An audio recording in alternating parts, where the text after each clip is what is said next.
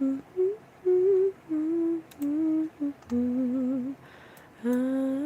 have this moment, so meet me at your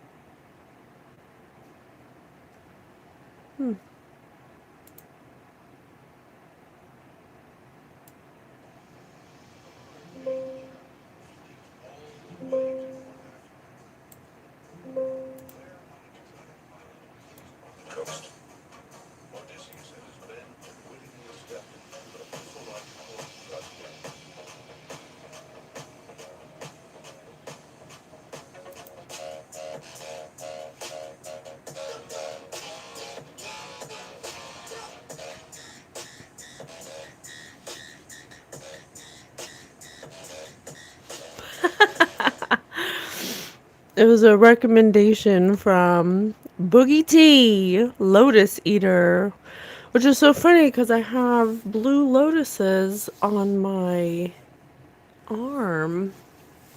Interesting. Good morning.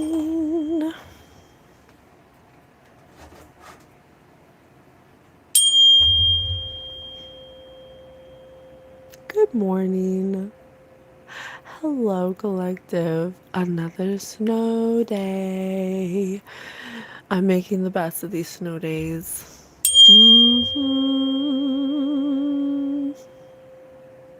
Good morning, everybody. Thank you so much for tuning in to my channel. My name is Patience. I'm your favorite spirit medium, host of Spirit News on all major platforms. We are so happy to be here, co-creating with you in this magical way.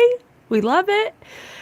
Thank you so much for all the love and support. We're super, super grateful. Lots of things to be grateful for at this time. We wanted to start off with a little prayer. And it's funny because we've been getting some messages from Benjamin Franklin, so we thought we'd tap into him. But I have this prayer that has Mount Rushmore on it. It has the 4 founding fathers, and there's 4 in the chat. Feel. I feel it. So the prayer is from Philippians. I don't know how to say it. I am amazed at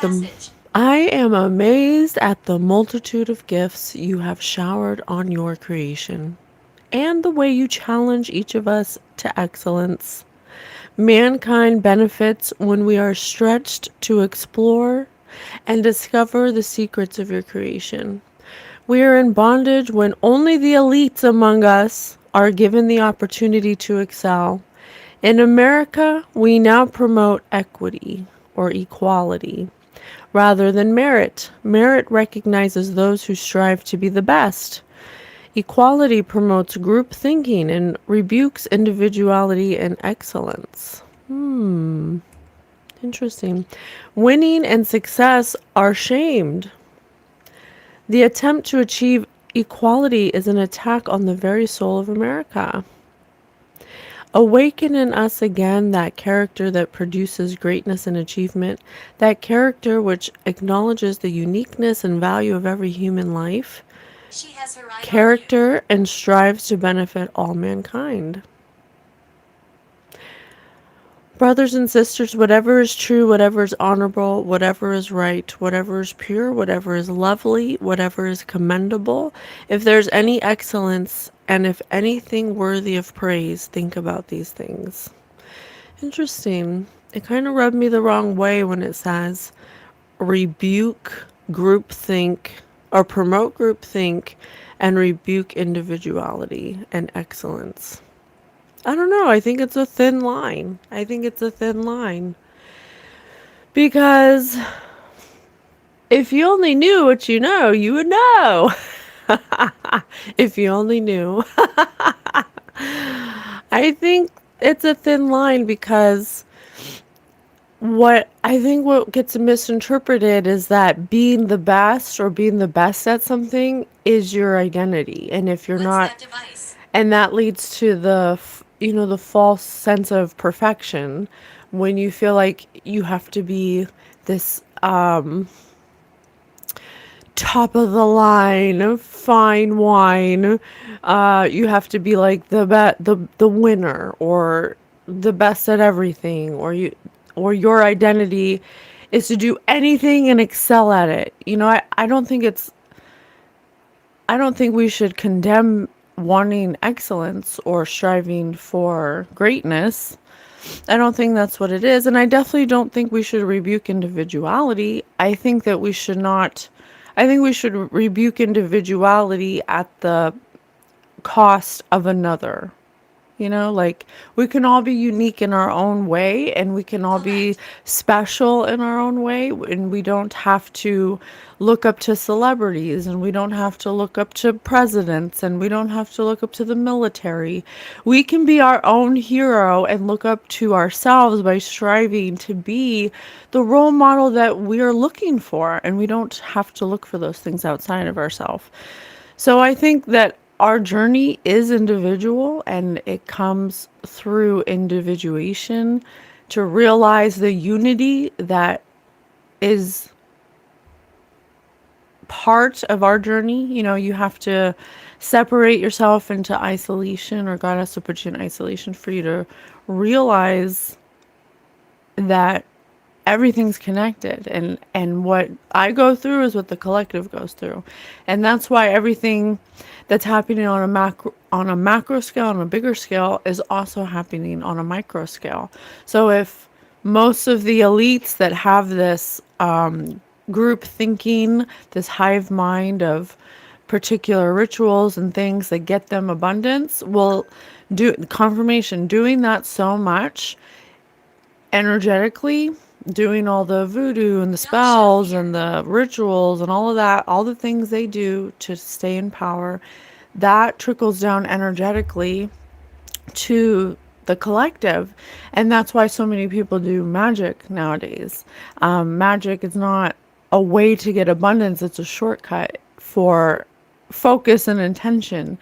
And the more you do it, the greater your sacrifices have to become, because what's powering the magic isn't coming out of thin air. It's not magically being created because you're doing this, kitchen magic where you're starts off very innocently, where you have a good intention and you just want to innocently create more abundance for yourself, and it works. And I'm talking about the simply putting cloves in a pot, in a boiling pot with orange peels, and stirring it and putting some oils in it, and then saying, I'm going to be abundant today. That's a very innocent way to accidentally give your power away, because you don't actually need to do that. Because you can do that with a good intention, but if your heart is not healed, if you don't have an open heart chakra, and you're creating this ritual and you haven't been able to control your emotions or your thoughts, or come to a place of great peace where you're non-reactive, and you have negative thoughts about people, or you judge people, or you have a gossip streak, these are just examples, but I'm just saying, if you haven't healed your heart space to be able to battle those spirits of envy, greed, jealousy, all those things that can come up when your heart space is not healed, you will create the ritual, or that innocent ritual, in that energy. And the energy isn't coming from nowhere. It comes from your own energy field. And so it'll work temporarily or in a small way. And then an intrusive thought will come because you just did an energy exchange, which left you with an open space in your field for intrusive thought to come in from lower astral entities, because you relied on a ritual outside of yourself to believe you needed abundance, and you didn't ever need that, ever, and you will never need that. And so you leave that part of you open, and 144 in the chat, and then you leave your hey LOL, good morning. You leave yourself, hey Tyler, hey big glizzy. You leave yourself susceptible to being infiltrated with Project Moonbeam or intrusive thoughts or things that will make you think, oh, well, that worked. What else could I do? And then you get the idea. And I know 100% for a fact that this happens. 100% for a fact, I know this happens. And the only thing to fix your field so you're not receiving intrusive thoughts is to learn how to focus and learn your intention and learn your heart's intention and be lighter than a feather so that way you're not matching that energy. Okay? Oh, damn. Isn't it a give take sort of life? You got to give something of yourself to get ahead a little. Let's think of it as energy or watering a plant. Let's use the metaphor. Spirit's given me this metaphor and it helped me understand. When you go and you plant a vegetable and you know you have to put it in the ground and you have to water it and you have to nurture it and it needs sunlight and it needs all these things to have a condition for it to flourish.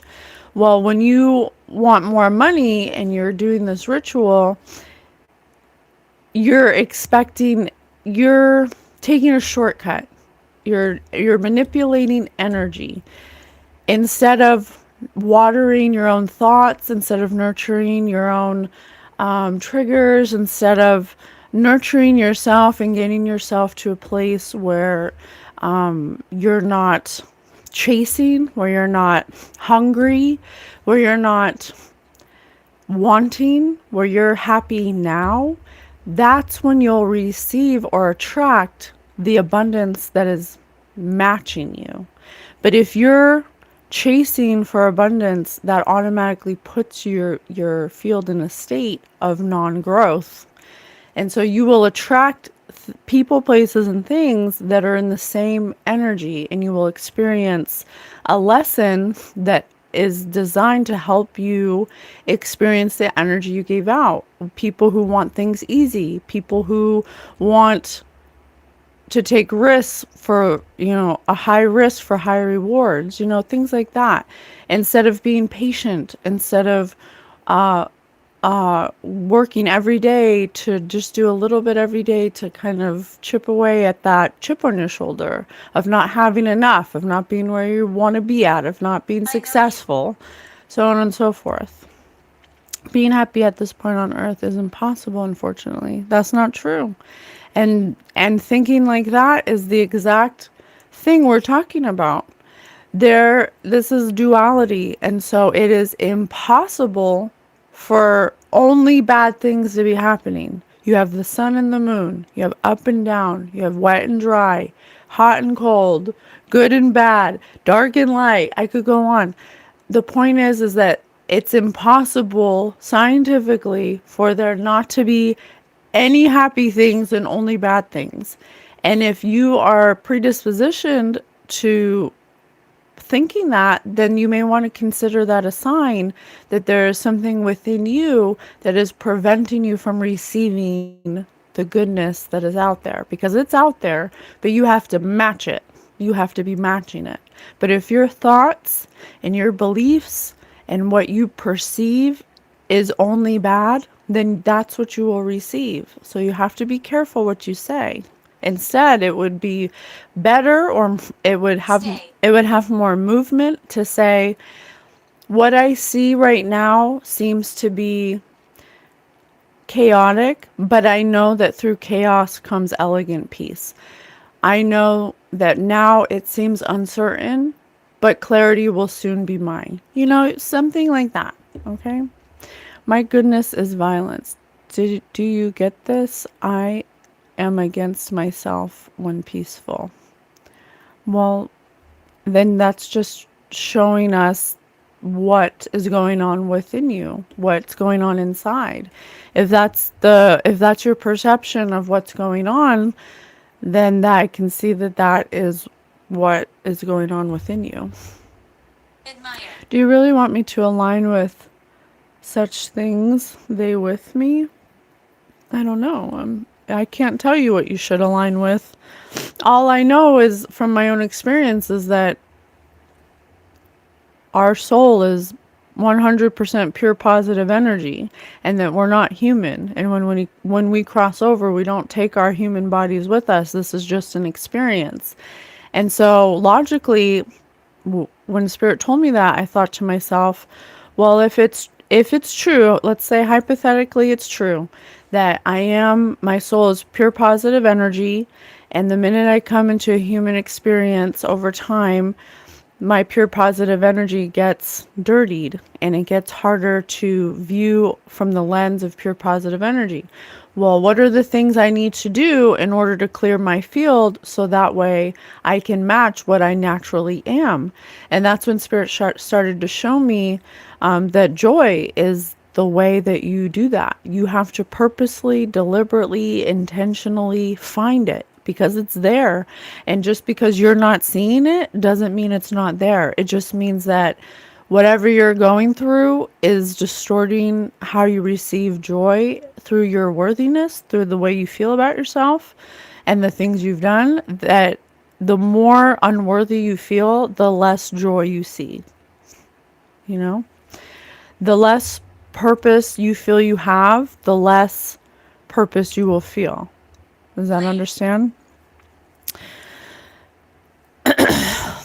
So that was for somebody. Hypernormalization is a term coined in Soviet Russia in the 1980s for society becoming worse and worse, and it becomes the new normal. That's what you're doing. That's what I'm doing. I am saying I was born war and chose different because I learned what it meant here. Spirit said meth. Someone's on meth. Okay, well, we just wanted to come on and answer the call. We're having some snow days. We just wanted to share our energy in these times. I'm not saying accept the new normal. I don't I don't think it has to be normal at all. I think that what we choose for ourselves is what can become normal, starting with ourselves. If you want to see the world change for the better, then you have to change. If you want these things to become more clear and you want more transparency and you want people to do more of the right thing and you want all of these things to be better, then it has to start with you. And it's not going to start if all you can perceive is negativity. You have to find the things you're grateful for. You have to choose to look at them and see them and acknowledge them, because both things exist at the same time, and it is impossible scientifically for only negative to exist and then nothing good be here too. And so since you have a choice, it's up to you to choose which one you're going to choose, because that's the law of free will. You have the right to choose. And you can choose negativity, and then that's what you will receive, and that's what you will live in, and that's all you will see. And that's your choice. Okay, that's what I'm saying. I am the only one from their left. I dominate the field I am in. We find what we seek or look for, and trusting that good will prevail over evil aligns us to finding it. Absolutely, LOL. LOL, you get me. You get it. You get it. And you might say, well, how do you know? Because I literally do it every day and made a podcast for you, come on every weekend for you, just to show you what it looks like, to show you how it feels to be around somebody who chooses joy, to see that it feels good and that there's nothing scary about it. It's like ripping off a band-aid. People are not thinking how you're speaking, so it's going to be a battle. Well, that's okay. I don't think it's going to be a battle. I think that by living the example of what it looks like, I think that shows them more than any words could say. And so that's why I show up all the time. That's why I do the work. That's why I journal and I meditate and I work out and I choose good foods and I fight the urges to want to overeat because I'm bored, or I choose to be truthful and be kind. I choose these things not because I have to, but because they're an option, and the option of choosing them puts me in alignment. If you want happiness, then you have to match what you naturally are, and you have to take actions that are aligned with what you naturally are, which is 100% pure positive energy, having a human experience. You must be ready for life in your teens because you're being judged. I don't understand. Sometimes things people say make no sense. Fill your mind with the word of God daily. Jesus Christ died for you. You are worthy. We can't receive positive energy without planting it. It's already planted. It's already there. You just have to, I think the thing 1111 in the chat, I think what Spirit always says is that we're never not with you. We are with you 100% of the time. You are never not positive energy. It is our belief systems that take us away from experiencing or receiving messages or joy. You're never not that. And so it's already planted, it's already growing. It's about the way that our mind is to perceive it. And it's not something that happens overnight. It takes dedication and the sacrifice of time and energy and fasting and sitting in silence and journaling and taking accountability for the emotions that are reactive instead of responsive, you know? Thank you for your kind words. Oh, you're welcome. Thanks for being here. Thank you. Mr. Brown, see me, electric. Yes, we are electric. Spirit says we're electric.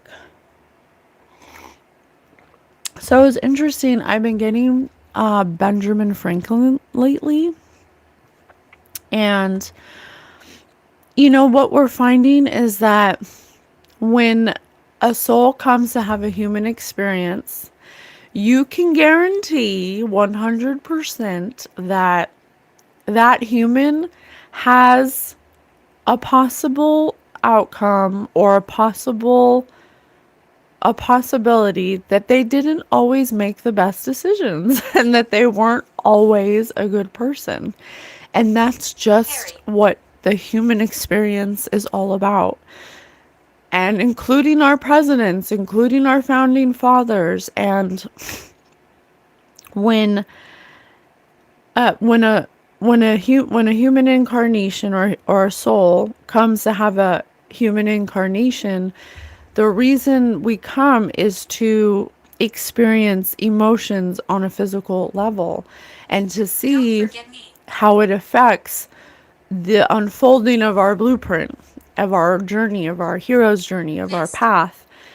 In theory, when we're planning the blueprint of the incarnation we're going to come in theory, we're planning out this path, and it's fun for the soul to think how far off the path they might possibly go, and if they'll be able to find alignment and come back into alignment, or never leave alignment, or leave and come back, you know, that it's a lot of possibilities. And so you have to remember that when we read people, even if they're Benjamin Franklin, they might not have always done things that were right. Okay. So they keep secrets. Yeah. I think that it's fair to say from the experience of doing these readings of crossover loved ones is that the thing that binds us to earth, that traps us, and I don't want to say that it's a prison earth because it's not a prison earth.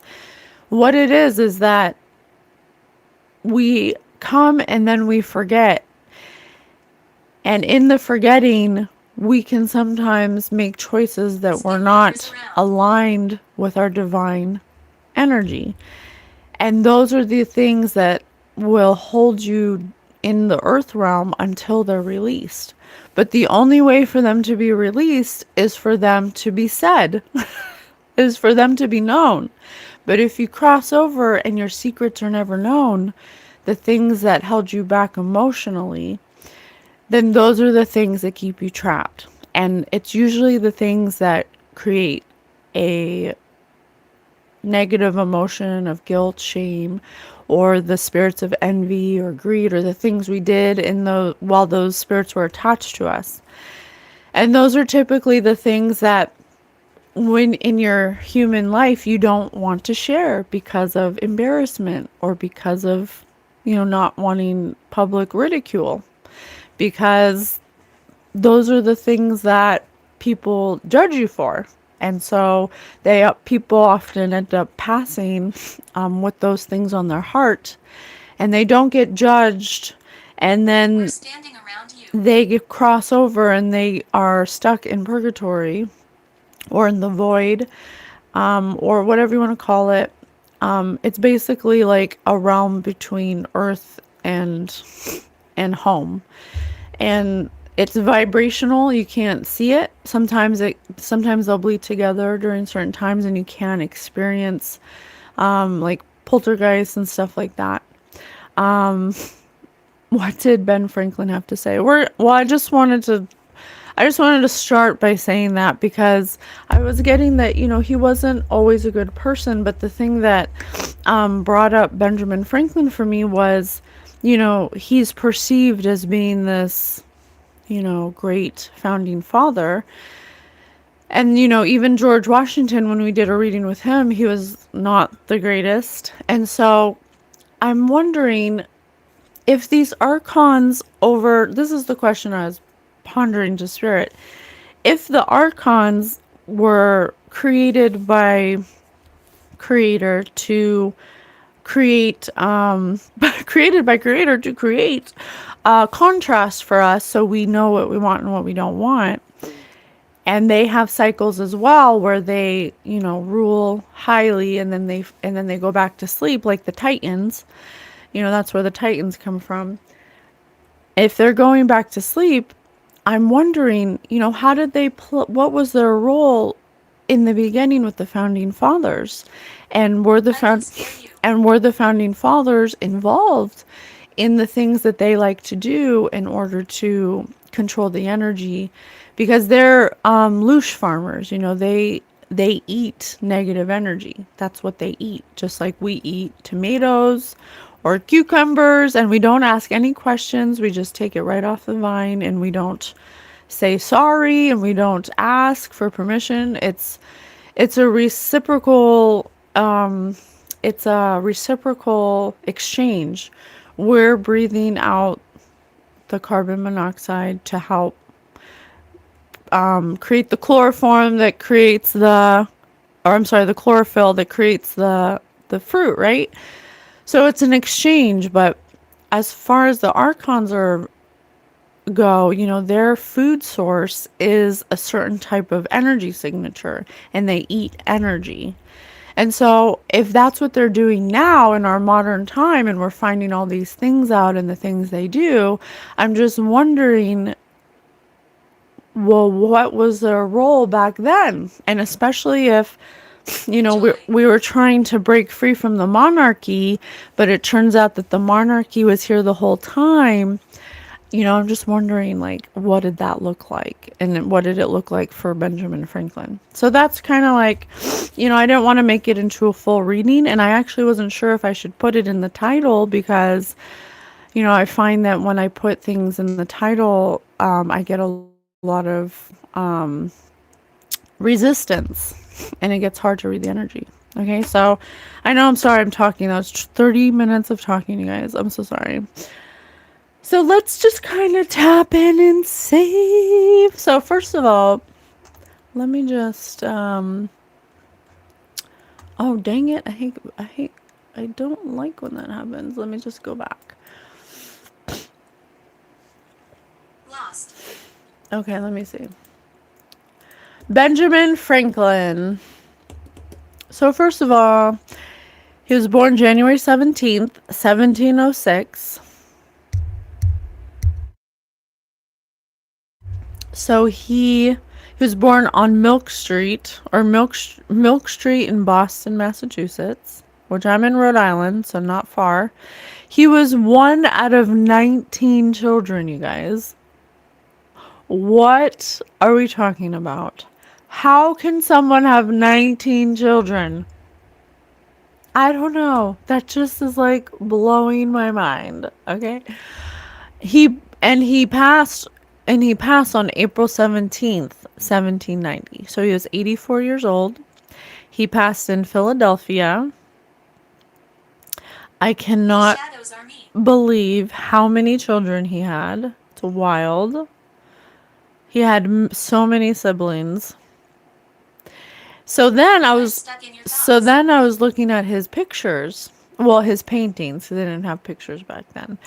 And with George Washington, there's many different ones. But with Benjamin Franklin, there's only like two or three. I'd say more like two, but they're pretty much all the same. And I'm like, why isn't there more variety? Like for somebody so prominent, just like George Washington, there's many different paintings of him. Why are there so limited amount of paintings of Benjamin Franklin? I don't know why. I don't know what that means. I'm just saying, like, I feel like it's a little weird in the sense, like, maybe he wasn't into, like, as vain as George Washington. I don't know. But it's like a founding father, you think would have had to create a little bit more of images. So then I'm wondering, I well, was 80. I wonder, I mean, I don't know. It's just kind of funny. I don't know what I'm wondering. Are they fake? Was he really around as long as they say? I don't know. Right? Isn't Earth a special situation, place, and universe that draws outside entities that aren't as balanced as humans are here for, which enables and sustains their predatory relationship with humans?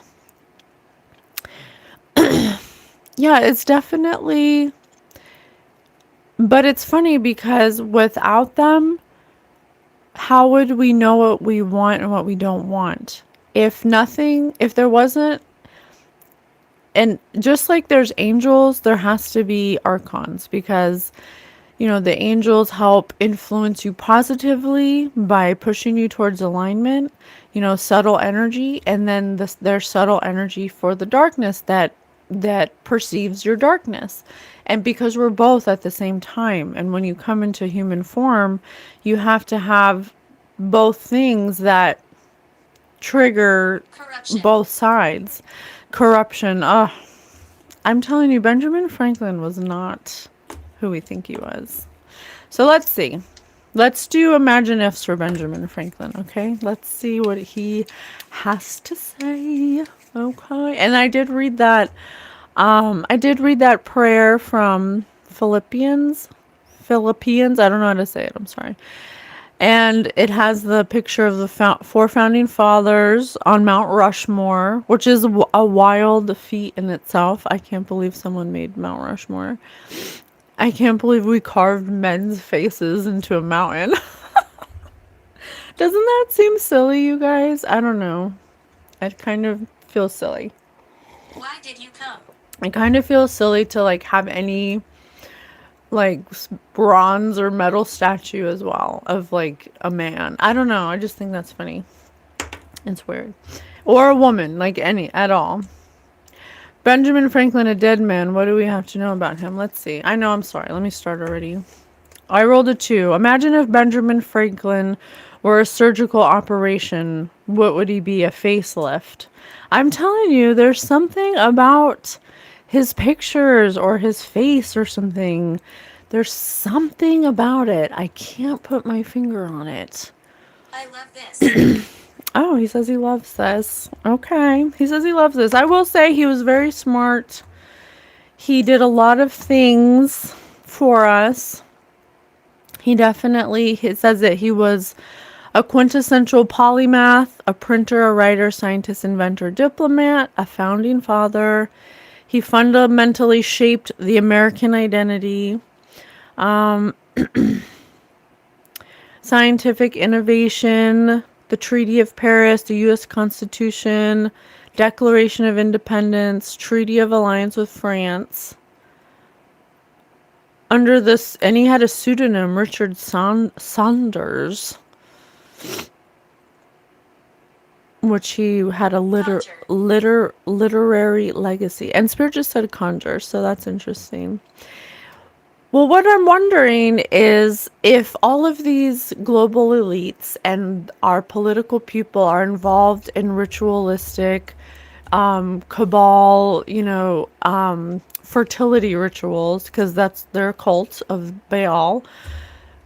Was Benjamin Franklin, or were they part of that? Did that come over? I want to know. Okay, so he said facelift. So it could be metaphorical, like Hopefulness. lifting up his image, or something like that, or lifting the image of the United States, something like that. Imagine if Benjamin Franklin were an article of memorabilia. What would he be? 5, Shakespeare's quill. And I just said a literary legacy. So being very affluent or influential with their writing.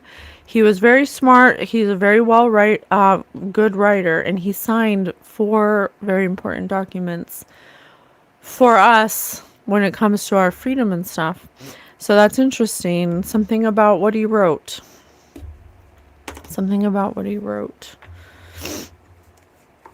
One, imagine if Shakespeare... Oh, maybe I should do Shakespeare one day. Let me write that down. Shakespeare. Shakespeare seems to be coming through. Shakespeare. You're the biggest idiot alive. Oh, trust me, I'm not the biggest idiot alive. That in itself is an idiotic statement to proclaim that I am the biggest idiot. I read that Mount Rushmore had Native American faces before last reset or Great Flood that were replaced with American figures by a man who had big plans for inside Mountain 2. He stored stuff inside. Well, I do find 1990s. it is strange that a person would go through so much dedication and time to carve so perfectly the faces into it. I mean, there are 4 men's faces in a mountain, you guys. Why would anyone do that? It just seems, especially at the time, it seems kind of like, I don't know, it just seems so dramatic, okay? I rolled a 1. Imagine if Benjamin Franklin were on an airplane and the pilot died of a heart attack. What would he do? Scream hysterically. Can I help you? Scream hysterically over a heart attack? Yeah, something about being very dramatic. Okay. Imagine if Benjamin was an Olympic event. What would he be? Beach volleyball.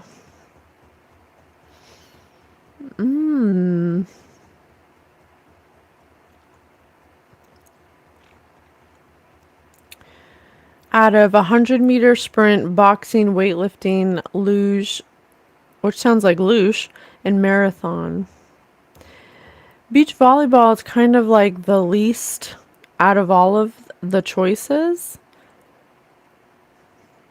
Let us rest.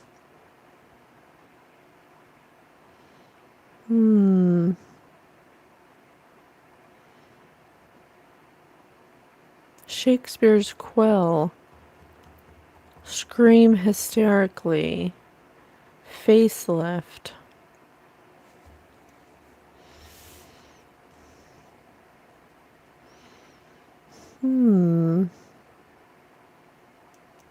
I'm getting something, but I'm like scared to say what it is. I'm going to say what it is just for the data, but there is something here about possibly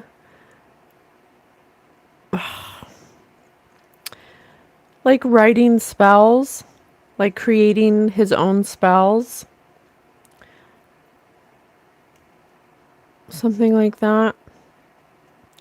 Like writing with a quill, like himself making his own like verbatim spells. So or incantations or something like that. Okay? Visual. Something like that. Wrestling. All right, let me get another one. 5. Imagine if Benjamin Franklin could play in a band. What would he be? The Village People. Under Facelift. Yeah, there's something about him being commissioned or being part of, or because volleyball is also a group effort, like you're on a team and there's multiple people, but all of the other things are a single sport. Marathon, luge, weightlifting, boxing, meter sprint. Volleyball is the only group one. So there's definitely something about, and it says scream hysterically. So there's something about creating something as a group to calm hysteria, or to create, or to quell hysteria or something. A facelift implies like reconstruct, create a movement of reconstruction, a facelift to the United States, something like that, to make it look different than it is, something like that. And I have the village people, which the village people are all gay. They're also all gay. I'm not saying anything. I'm not saying that gay people are bad, but I'm just saying there could be an element of same sex going on here. Anthony, I want you to stay, but if you're going to be rude and you're going to be distractive, I'm going to get you out. I'm going to give you 2 times. 2. If you can't control your emotions, then I'm going to get you out of here, okay? Thank you, honey. You're welcome to stay, though. Village people, gay. Well, we're trying to, because Spirit speaks in parables, metaphors, similes, symbols, visions, emotions. That's how the way Spirit speaks. You are very safe here. Spirit doesn't have a voice box to like directly talk to us. So Spirit wants us to use the game cards as a fun way to unfold and figure out the way Spirit speaks to us. Yes. Thank you, Michael Mayers. Thank you. Yes. So there is something about group thinking here, about wanting to make something look like something else by the way something's structured and written, the way to like stop some kind of rebellion, or to create or to move away from a rebellion. I also see religion. I also see ambition, structure, expansion. Okay, and I also see underworld. Okay, let me get a couple more. This is fun, you guys. I'm having fun. My life was taken, he said. He passed when he was 84. And it said he was very sick, but I didn't see what he was sick with. Imagine if Benjamin were a circus performer. What would he be? A trapeze artist. Trapeze artist. Is that the line? Is that the line walking? Let me see. Is it? I'm not sure what a trapeze artist is. What's a trapeze artist? A highly trained circus performer or acrobat who executes dangerous, skillful, and graceful maneuvers on a suspended horizontal bar. Using intense physical strength, coordination, and momentum, they perform aerial tricks, flips, and catches often high above the ground. So something about doing something dangerous, but doing it through some kind of skillful practice. Something that's done often, something that's extensively practiced, something that's mastered, He took my life. something that is very dangerous though at the same time. So that's interesting. Okay, I'm gonna get two more and then we're gonna. Gross? What is it? What's gross? Please just answer my question. Oh, I'm sorry. What's your question, Cam? I didn't see it. I don't see your question. I'm sorry. I didn't see it. No stupid group is. Speak to spirit about slavery. Let's see. You need to control your emotions. Imagine this. What silly questions that don't match up with this year? Spirit is either demons or just delusions. That's funny.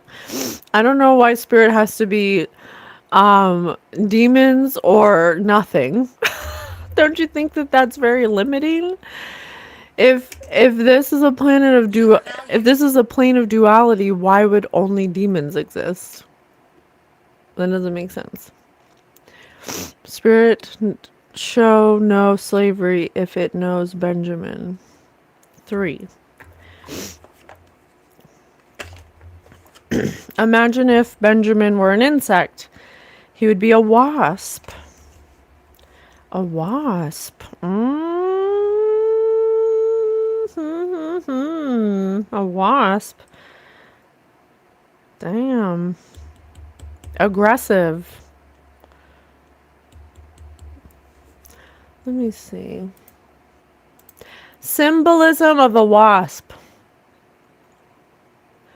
Symbolism of a wasp.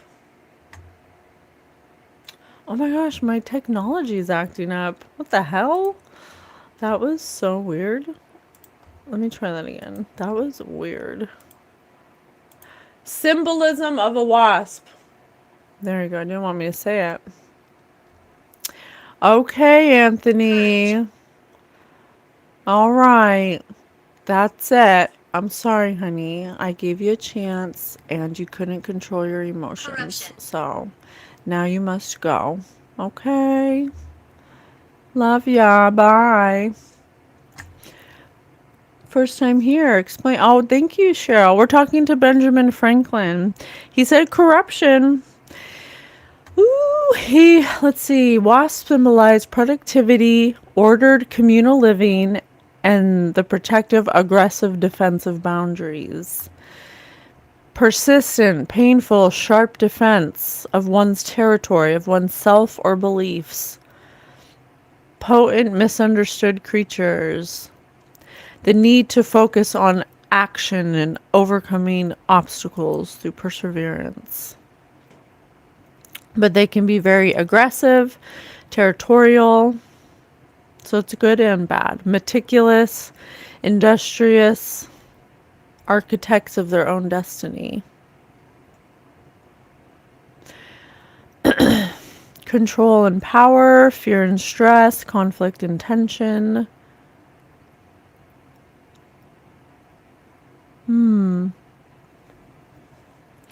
Okay, so at times he could be walking a tightrope, doing something dangerous, something about writing something that conjures something. I don't know if it conjures it within himself or conjures it outside of himself. Murder. Spirit said corruption and murder. Smoke. Visual. So my question was, if today's politicians that are operating from the founding fathers' beliefs and structure system are doing fertility rituals in the name of Baal, Jody. then what did Benjamin Franklin do and George Washington and all them? Okay?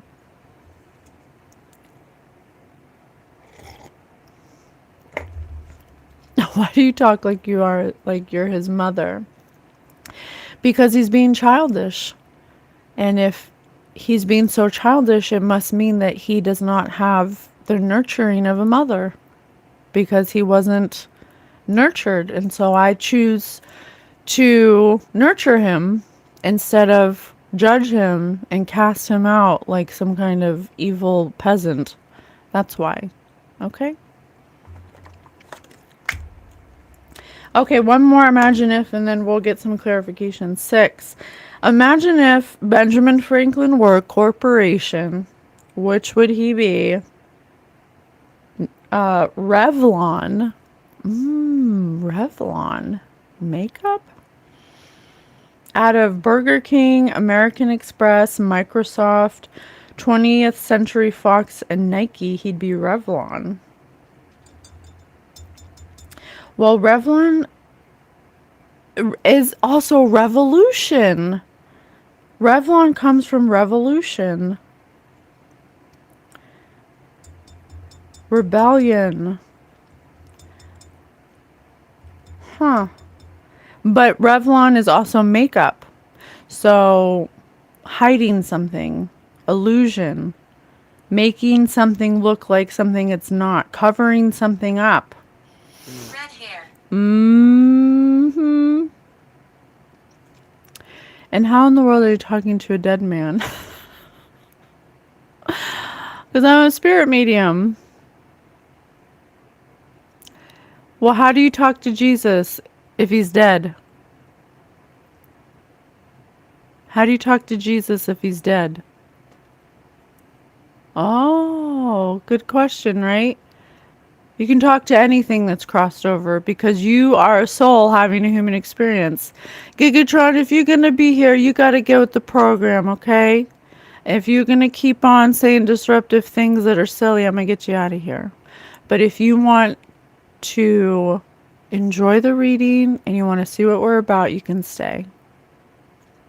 Well, maybe we should be more in touch with our inner child, because becoming an adult and lacking imagination is what cuts you off from receiving visions from God, okay, from Yeshua.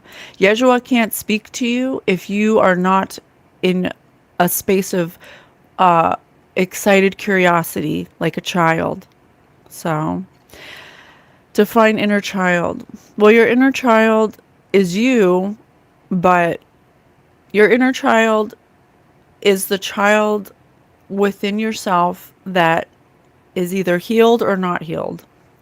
And when you have a healed inner child, you allow yourself to use your imagination to look at things through the eyes of a child with joyful curiosity instead of punishing judgment. Okay? Well, the Bible was written by a man, and so not everything in the Bible is of God, and you have to understand that. Okay? We are in the seat of love, forgiveness, and kindness and compassion, and that's all that matters. Okay, so let's move on. Okay, what is this? So there is something about him covering something up, being part of a group situation where they were all involved in writing or creating something to stop a rebellion or a revolution. But there's also something about corruption and murder. So let's see. Benjamin, what else? Benjamin, what else?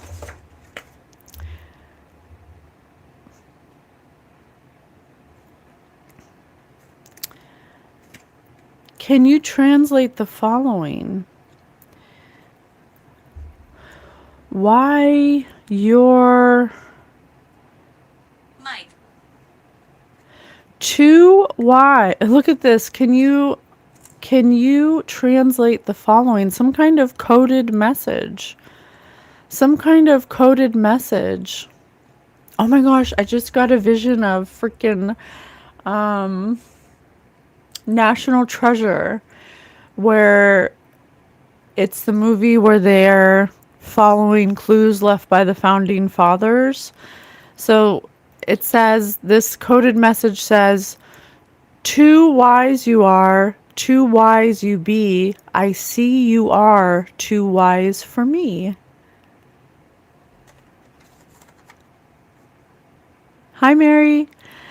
Too wise you are, too wise you be. I see you're wise, too wise for me. Wow. There could be some kind of message that's right in front of our faces that's hidden in plain sight. What's hidden in plain sight? We need energy. What's hidden in plain sight? And Spirit said we need energy.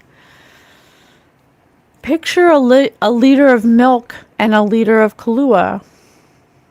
And that's so funny because we were just talking about imagination, and it says picture this. A liter of milk and a liter of kalua. A cup of kalua is poured into the milk and mixed thoroughly. Then a cup of this mixture is poured back into the kalua. Is the amount of kalua now in the milk more or less, or the same as the amount of milk in the kalua? Surprisingly enough, there would be the same amount in each. This old puzzle is often tackled using mathematical formulas, and he was a polymath. Or the much easier and sudden aha, it would appear that the milk would contain more kalua than the kalua would contain milk. Because in the second pouring, the second coming, is what I got from that, the mixture is no longer pure. However, since there is once again a full liter of each liquid, whatever amount of kalua that was removed had to be replaced with the same amount of milk. The key to this puzzle is realizing that we are still left with 2 1-liter containers of liquid. And we were just talking about, Spirit said Nelly, and we were just talking about how there's duality here. And so you can't have one without the other. You can't have dark without light. You can't have light without dark. Okay? So there's definitely something here about being surprised, trying to, oh my gosh, this reminds me of, oh my God, what? You know how they're going around saying they put the picture of Andrew Jackson next to Jeffrey Epstein, and Jeffrey Epstein was obsessed with the, he was a mathematician or whatever he was, and he had the blackboard and the email that we found of the guy that was like, you should just stop trying to figure out this formula because it's never going to happen. I'm telling you, the 4 founding fathers, or at least a couple of them, were in this cult, and they were doing the same exact shit that this stupid freaking rich people are doing today, trying to find a mathematical equation for ascension, for being in Christ consciousness. Trying to get an aha moment where they could solve the puzzle and tackle it like a mathematical equation. Trying to contain the second coming. They're trying to stop the second coming. Or they're trying to harness it against us. Or they're trying to find a way to replace or have us think of replacing it with something else. Trying to remove it and replace the second coming. Trying to prevent what is or it's ordained, it's predestined, it's written in the stars. You can't change what's destined, what's destiny. Okay? But they're trying, it says right here that he was trying to go over thoroughly some type of formula to figure it out like some kind of math equation, to create some kind of picture of equality, just like the good word that I read, where I said it kind of is rubbing me the wrong way, where it says equality promotes groupthink and rebukes individuality and excellence. We are in bondage when only the elites among us are given the opportunity to excel. Yeah, absolutely. So I think Where's my child? what the formula is that they're trying to package equality in a way that will accept it, all while in the background they're secretly coming up with ways to speak to each other that are in secret for something else. Okay? For something else. Sam Slug was standing in the post office. Oh my gosh, and he was the postmaster. I have right here that he was the postmaster, and that he actually got embarrassed. Where is it? Master of misinformation. He was a pioneer of tabloid journalism, often publishing fake stories, fabricated newspaper reportings on British atrocities to manipulate public opinion during the Revolutionary War. I fucking told you. He's not the best. You felt me. He's not the best. Like, you felt me. Oh. Gigatron, I'm done with ya. Goodbye, Gigatron.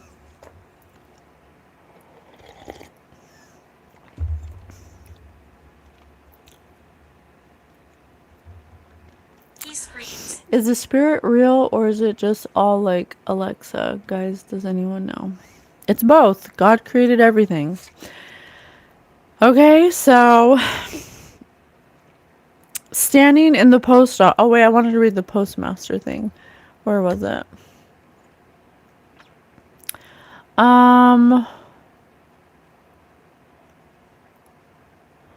Where is it? It said he was the something about being a postmaster. Of course I can't find it now, but I definitely read that. He was embarrassed in Philadelphia because of something corrupt he did. He got embarrassed for it. I don't know why. Oh, maybe it's down here. No, I can't find it now, but anyway, it says, standing in the post office looking at a wanted poster. Wanted.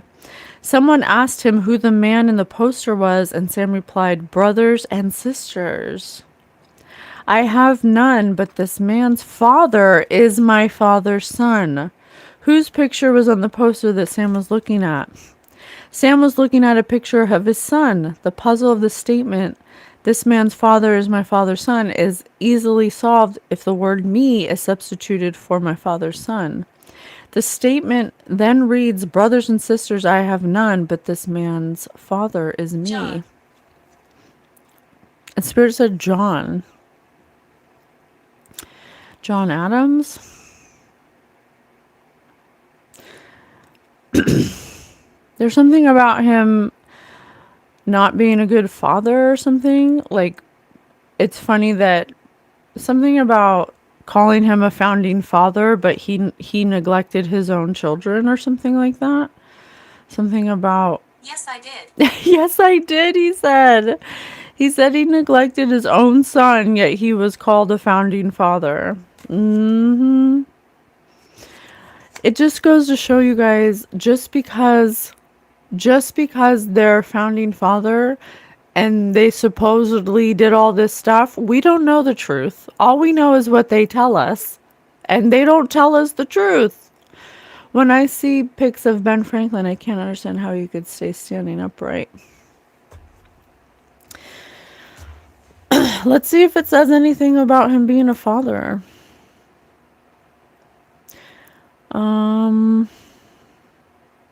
Complicated personal life. Franklin's relationships were often marked by abandonment or conflict, neglect of family, estrangement from his son, womanizing. I'm telling you, these men are not of God. I'm just saying. They pretend. They pretend to be that way, but their actions do not prove that they are. Actions speak louder than words. Yeah, they have all these great ideas and stuff, but where are they getting their ideas from? Is it because they're not acting in divine energy? So where is their inspiration coming from? Let's find out. Let's do Trivial Pursuit. Let me roll. Okay, 2. Okay, brown and orange. Brown and orange. Let's find out more. Let's do brown first. Spirit said Mr. Brown. What anti-drug crusader hired William Novak, author of a book toting marijuana? What anti-drug crusader hired William Novak, author of a book touting marijuana use, to help write her memoirs? Nancy Reagan. See, contradiction. Okay, so This place is sacred. So you're an anti-drug crusader, but you hired somebody who wrote a book about marijuana. It's a contradiction.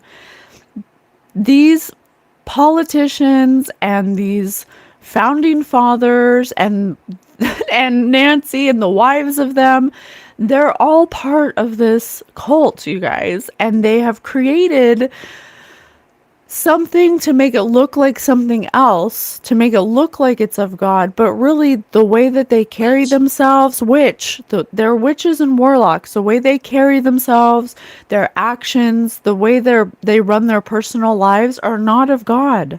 They're not divine. Orange. What was the 1983 University of Houston Hoop Squad dubbed to earn ESPN.com's accolade for best team nickname of all time? Phi Slamma Jamma. Phi Slamma Jamma. Yeah, these universities, even the universities that claim to have founding father contributions, these are all just cover-ups for them to come together in public places or to get accolades. It's the same thing as the prayer. You know, it says winning and success are shamed. To attempt to achieve equity is an attack on the very soul of America. Awaken in us again that character that produces greatness and achievement, that character which acknowledges the uniqueness and value of every human life, character which strives to benefit all mankind. And so these men, these founding fathers, our politicians, they're already in bondage. They're already a great deception. They're already in bondage, and they created what we think as being free as a whole system to keep us not free under an illusion of God.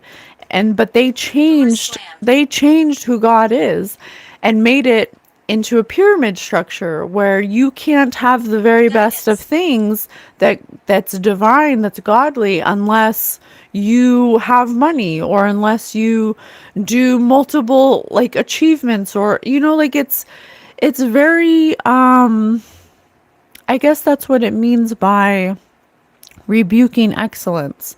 Merit recognizes those who strive to be the best. Equity promotes groupthink, and winning and success are shamed. So it's on this competition type of value system where you compete to be the best, and then if you are the best, then you'll be rewarded. But if you do not compete at a level that we dictate is the best, then you are a loser and you don't deserve divine inequity. You know, it's like that doesn't even make sense. So, you know, Benjamin Franklin is saying right now that he was more concerned with accolades, with the way it looked on paper. He wanted to be somebody that was looked at as this big person that contributed so many things, but at the same time, he's a womanizer. He abandoned his children. He spread lies in the tabloids. Okay.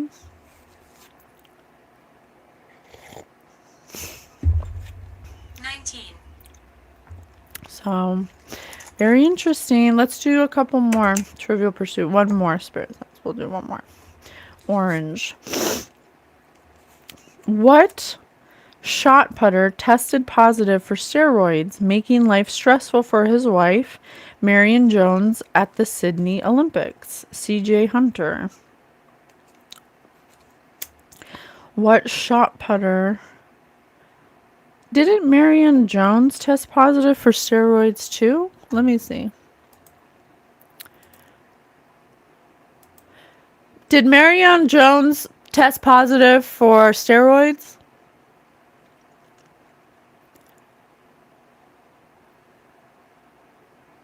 Oh, she confessed to it.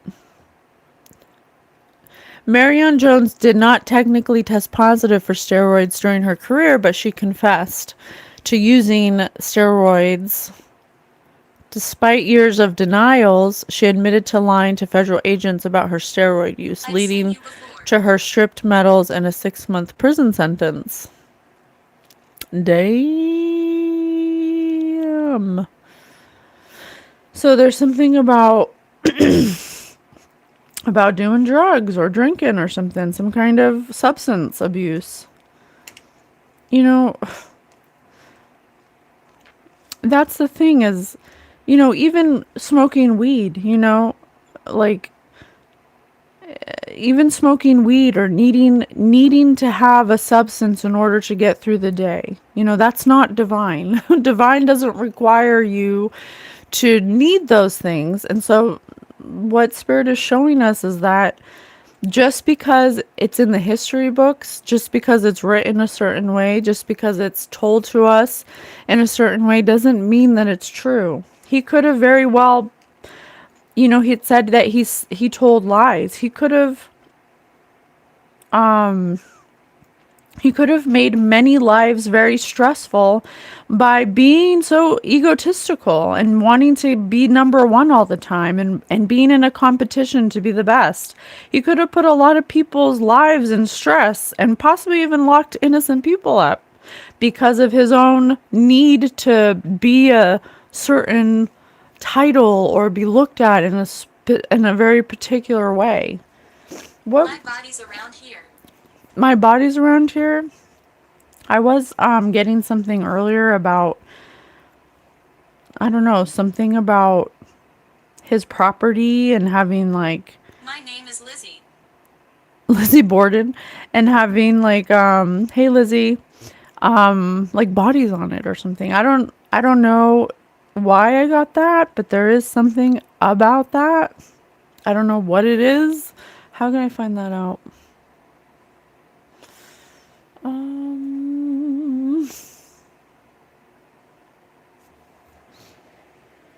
Let me look in the subconscious.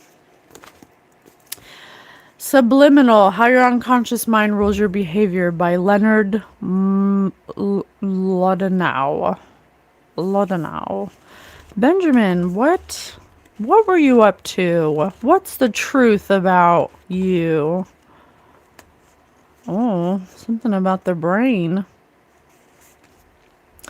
He was fascinated in studying the brain.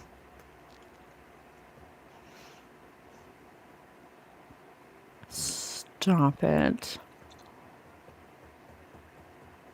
Stop it. Oh my God.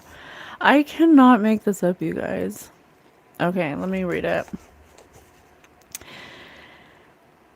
He was fascinated in studying the brain, and he may have done visual systems involved on African American men.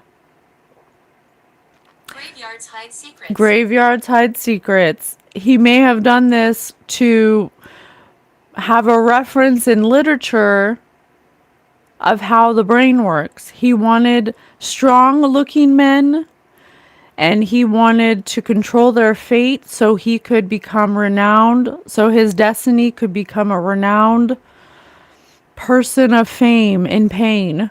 Path to pain and fame, it says. I'm telling you, he may have had slaves where he operated on them or did something to their brains and put them on his land or something like that. Let me see if there's anything about that. Maybe there's something about it. How would I put that? Yeah, here it comes. Let me see. How would I put that? Did Benjamin Franklin... No, wait. Let me start over. How can I put that? I killed people. I killed people! Did Benjamin Franklin kill people?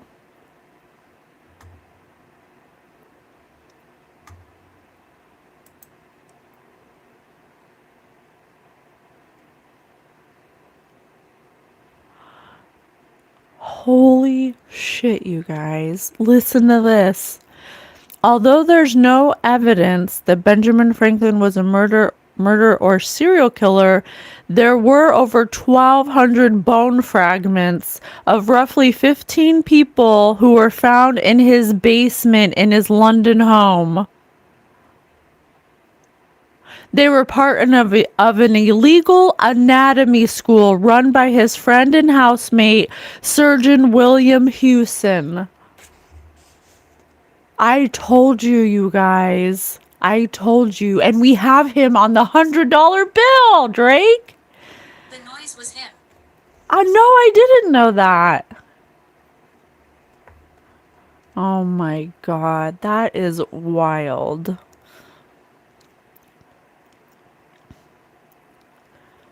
Oh my god. That is so... I am flabbergasted. I am flabbergasted. Benjamin Franklin's over here killing people and putting them in their basement? Over 15 people? And it says African men. So slaves. Fucking A. Fucking A. Wow. He was interested in the brain. Something about the brain. He wanted to know about the visual cortex and the cerebral hemispheres and how they're almost mirror images of each other.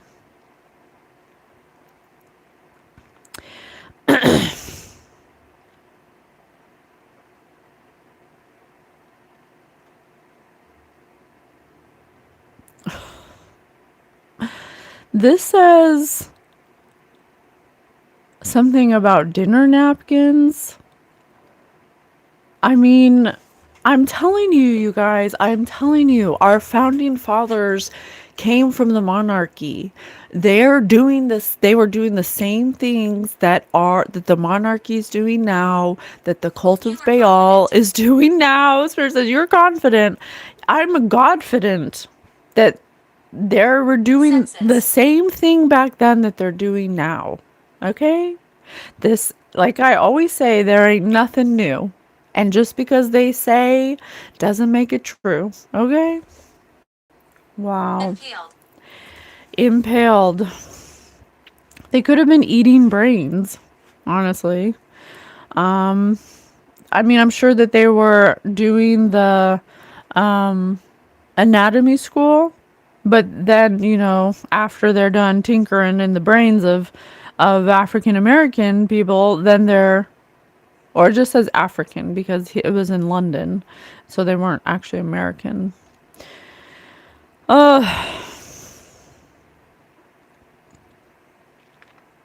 That's wild. What else? Tell me more. Why are you doing this? What was the point of doing this? Self. Yeah, the secret of rulership is to combine a belief in one's infallibility with the power to learn from past mistakes. George Can I help Orwell. you? He did it for himself. He didn't care if people were devastated about losing lives or if they were displaced. He was part of the US government and was trying by all accounts. It was badly botched. By almost all accounts. He wanted to be the head of Federal Emergency Management Agency. And he mismanaged and had a lack of leadership. The Congress convened to participate, even though they all admitted to having shortcomings and they were inexperienced. It was a poor response at the fault of lack of coordination and planning. In his own mind, it seemed sort of tragic, but he predicted that it would be a secret for several years. That by the time they reached the point of crisis, he would be long gone. He would never have to accept responsibility for public statements or simply awkward attempts to plea bargain with the public or the accusations that would be made against him in negligence and impotence. Wow. Oh my God. Oh my gosh.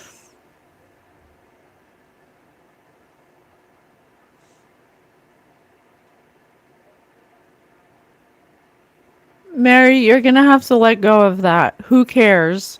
Who cares, Mary? I'm not wasting our precious time to ask about those things. You're gonna have to figure that out on your own. He was a public benefactor,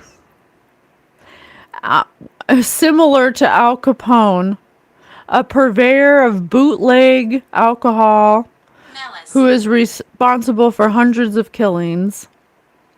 I've spent the best years of my life giving people the lighter pleasures and helping them have a good time, and all I get is abuse. A notorious murderer. Wow.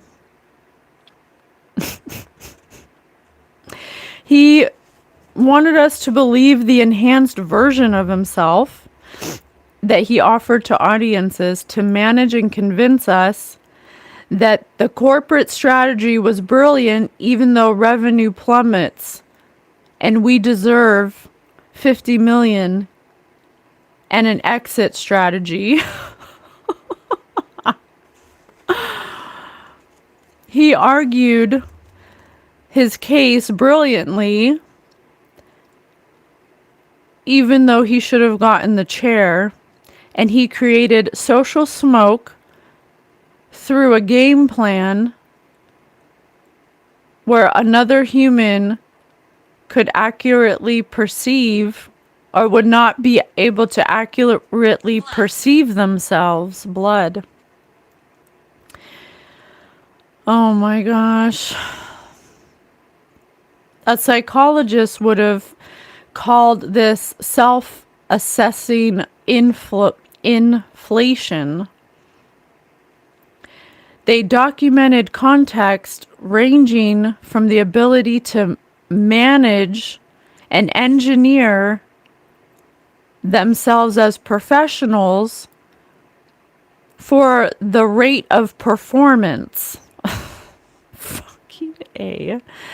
Military and officers' assessment of their leadership qualities, charisma, intellect, and so on, are fat assessments made by subordinates and superiors that rated them based on estimates of known knowledge that were far higher then they actually bear it out.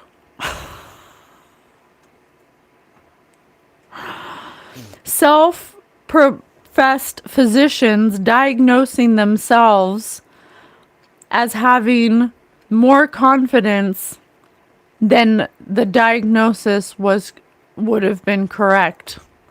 They inflated their equality through the rule of corporate world and business executives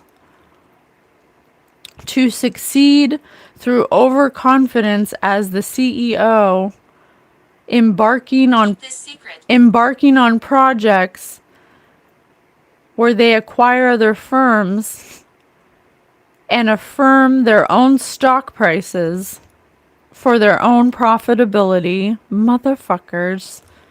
You fucking assholes. Overconfident. Something about making predictions.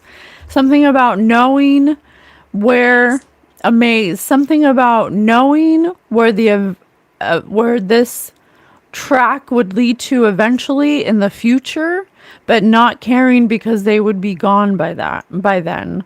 Pretty good idea when a rebound would occur, but later on. So they knew that this would happen. Wow. Can you imagine that? Like, just, oh, thank you so much. Thank you for that. Show.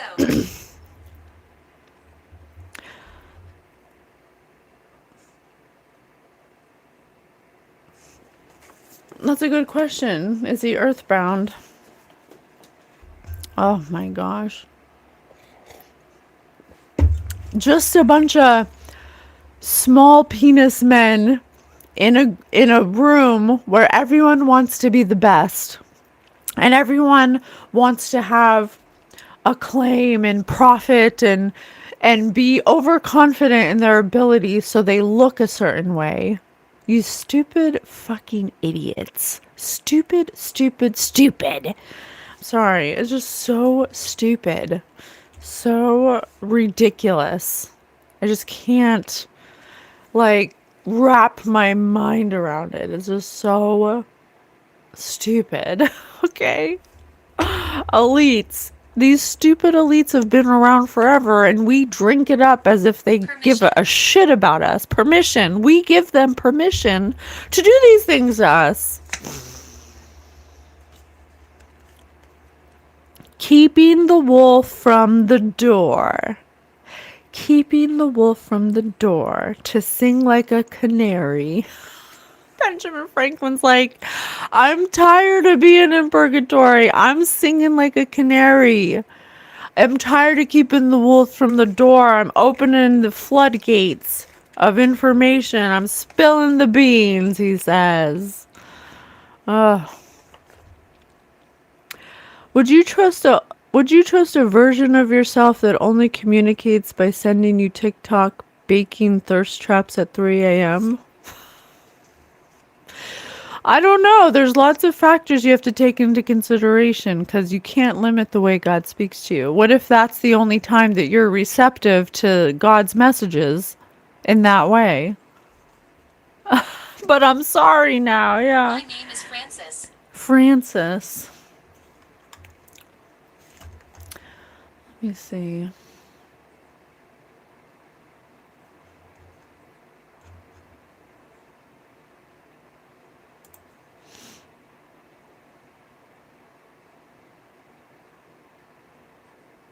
He had a child named Francis, so that's interesting. Hanging by a thread, 2 heads are better than 1.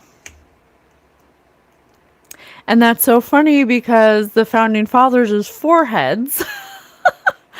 So he's definitely saying, the other founding fathers recognize their mistake, that they were part of this cult, and this cult is full of men who are bisexual,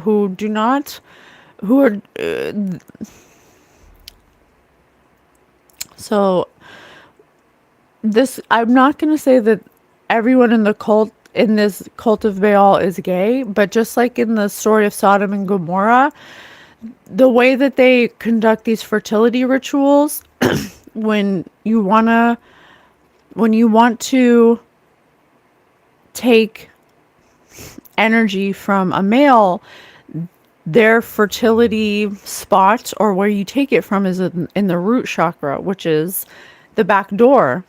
And for women, it's the womb. And so that's why, and that's why that's their part of their fertility ritual.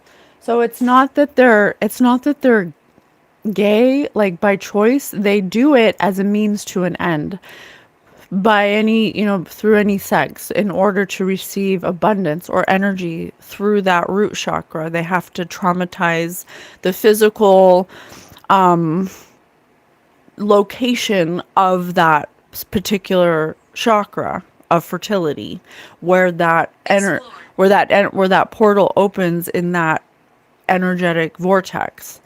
And so it's not that they're gay, it's just that they keep violating people's back doors and wombs in order to extract the energy from that energy center, because that's where the energetic life force of that area exists. And so they all participate in these things in order to receive physical material. And throughout history, including the four founding fathers, including the whole, they designed America to be run under a maritime corporate strategy or business structure or something like that. Something about corporations and maritime law, something about that. But they get these inspirations by, just like Sodom and Gomorrah, it just became overrun by too many people willing to do this, and then they get sex addictions. And so then when they get the sex addictions and they've already participated and allowed their vessel to be infiltrated by these archons, these fourth dimensional non-physical energies, then they perpetuate the cycle of needing or having to do these rituals over and over again.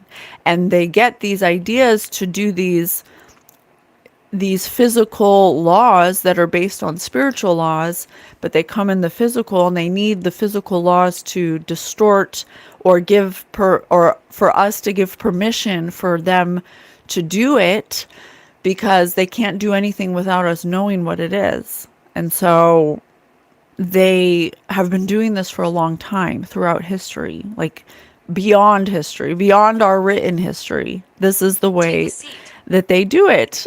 Okay. And so the founding fathers, hanging by a thread, two heads are better than one. It's raining cats and dogs, and on the spot. Yes. Because now the founding fathers, when you participate in these fertility rituals, it works better for the archons, because once you entrap a soul in by doing the fertility rituals, when you cross over, that's why Spirit wanted me to talk about that in the beginning. I get it now. You become trapped on the earth plane, and then take a seat, literally. Yes, Spirit did say take a seat. Watch out for these.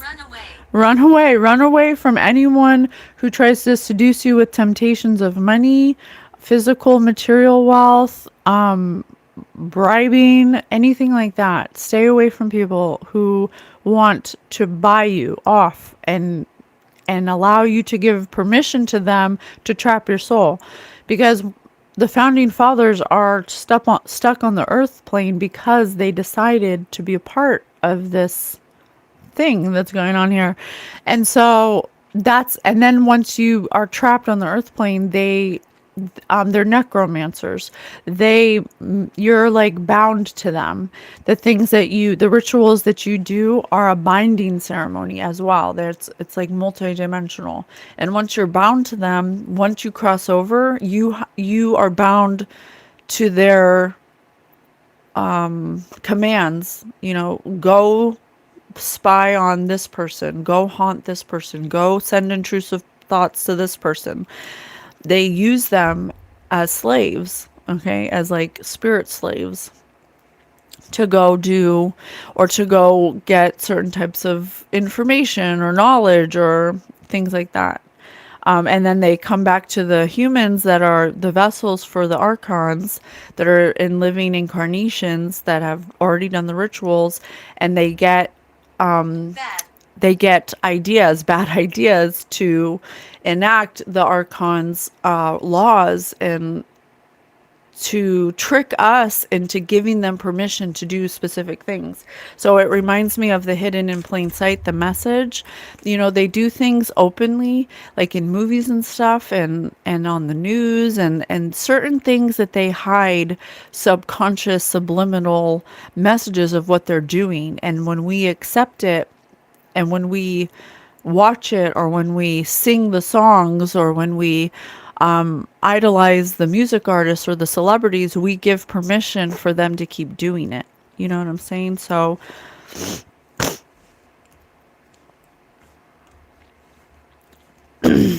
what do you want us to know about what you did or what's going on at this time? What do you want us to know? Doctor Strange, mark of Dormammu, also the marking of Mercury between the eyes. I love Doctor Strange. Doctor Strange is my favorite. I love Doctor Strange. Joshua Benjamin.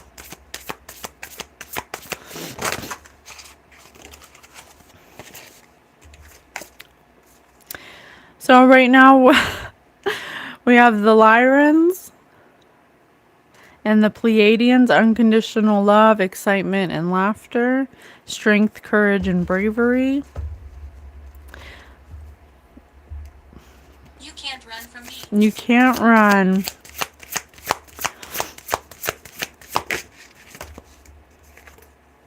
Venusians, romance, soulmates, empathy. So this is the time where the energy is rising. We're coming into a golden age. And so the powers that be, or the powers that were, worked really hard and diligently to put all these systems in place, and even use the founding fathers and beyond history to try to package freedom in this way where we wouldn't recognize it as a corporation or like a business. And at the time, the founding fathers thought this was a good idea because they thought they were getting knowledge from otherworldly beings. But really, because of where they were at in their energy field and the actions that they were taking against people, unaliving people, experimenting on people, neglecting their families, abusing women, spreading lies through tabloids, their actions were not divine.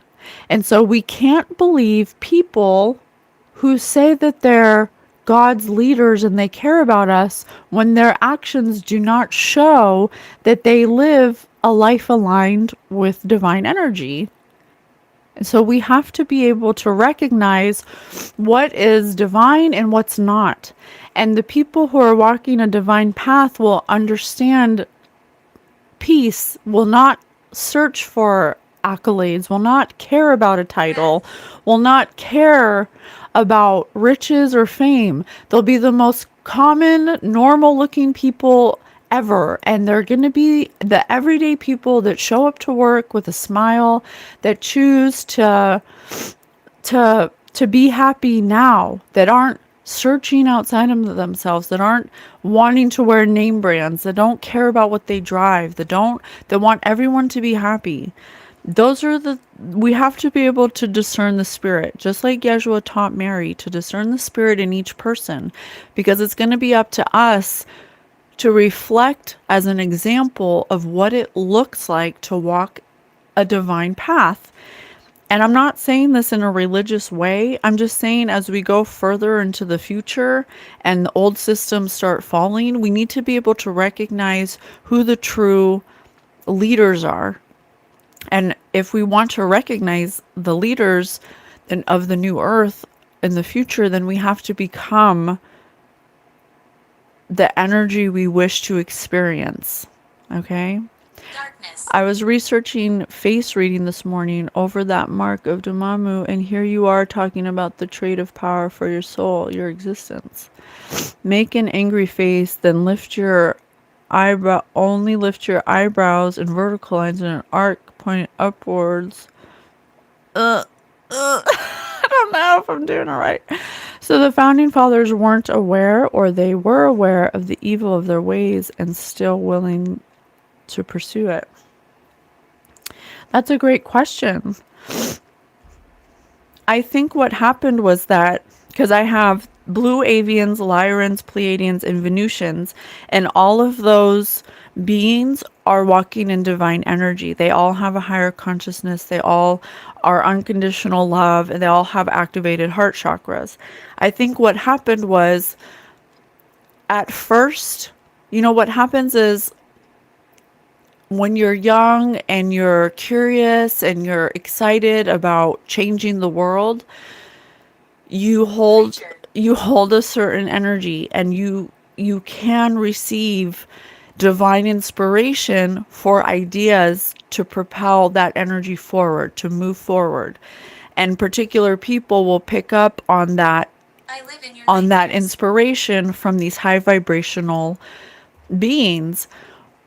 But what happens is that when humans receive divine information, if they're not doing the emotional work to integrate their inner child or their shadows or whatever it is, because there's always something that you must integrate in a human experience. That's why we come here. What happens is that because humans are more, or at least these humans were spirit side creature, they were gifted divine knowledge, and they misinterpreted it through their lens of their ego, of wanting to use this information for control rather than equality. But they packaged it as freedom from the monarchy, but really it was just a different type of control that was given to them from a divine source. But they what's that word? They distorted it through their own lens of darkness, because they weren't integrating they were receiving divine knowledge, but they weren't doing the work on themselves to integrate. They projected it outward and said, well, it's you who needs to change and needs to be like this, but not me. I don't need to do that. So it became distorted. So I think that they were aware, but because of their need to use it for control and accolades and fame and fortune instead of equality for everyone. I think at first it was supposed to be equality, but because they weren't integrating or doing the work, it became control. And then they had to control the narrative. So the path of a muggle of magic that drives every mystery school is also the palmistry and forehead line development. New lines can be stretched into both the forehead and the palm. Oh my god, wild mirroring, people don't like it. And natural gifting is a line of that particular gift on the forehead or palm already. Mind control. Yeah, exactly. Mind control. Mind control. So it's not that these heart-based beings were never gone. They've always been helping us, but it's the humans that Guess where I am. It's the humans that take their knowledge and twist and turn it into what they want to control the collective, and they like basically invert it. They invert it to be divine knowledge, and then they invert it into something dark and controlling because of duality. Yes, because of duality. Rules for thee, but not for me. Absolutely, LOL. Absolutely. Oh, Damn. That is wild. How can we end it? How can we end it? What do you want us to know? Sacred divinity. There are two paths ahead. You choose. You're always receiving divine inspiration, divine information. You choose what to do with it. If you choose to receive divine information and then invert it for your own power and control and make yourself this person that can only receive the messages and do as I say, not as I do, that is inverting divine messages into darkness. But if you choose to share and walk the path and live the path and actually be the path and show through your example, you do not need material wealth. You do not need a car. You do not need all the things that they say that you need in order to be successful. It is not a competition. Hey. We are not competing. We're all here having an experience and we can all win. This is an abundant universe. Everybody can win. The minute you get out of that mindset of that you have to be number one and you have to be the best and you have to be perfect and you have to be the leader and everyone has to see you a certain way. No, they don't. Who cares? There's enough for everyone to go around. And if you need that, if you need validation, you may want to consider what it is within yourself that is creating that chip on your shoulder, where you're not satisfied, where you're not satiated, where you're constantly hungry, constant craving, because that's not divinity. That's not alignment. When you're in constant need of needing more and more and it's never enough, take that as a sign that there's something within you that's not fulfilled, that's not healed, that needs it needs nurturing, okay? Oh, thank you so much, Cheryl. Thank you for being here. Who split Yak and Lizzie Borden? We actually did a reading for Lizzie Borden. You should go check it out. We did it a couple weeks ago. I found that the gifted are marked similar regardless of religious beliefs. Are you talking about? Are you talking about my freckle? Or are you talking about? Better watch out. Because I have a mark right here on my palm as well. I'm like double marked. So what you tell Doctor Strange when his literal third eye appeared? I freaking love Doctor Strange. All right, guys, I got to get going. I'm starving. This reading took so much energy from me. I'm so hungry right now. I love you so much. Thank you for being here. Thank you to Benjamin Franklin for telling us your truth. With Archangel Michael, Gabriel, Raphael, and Metatron, we open the gates of home. If you are ready now, you may walk through and go home. You're no longer trapped here. We love you so much. Thank you. I thought it was cool that he could wink the third eye at people. Don't eat the spaghetti at Benjamin Franklin's dinner party. Yeah, it might be, the meatballs might be made out of brains. Bye, guys.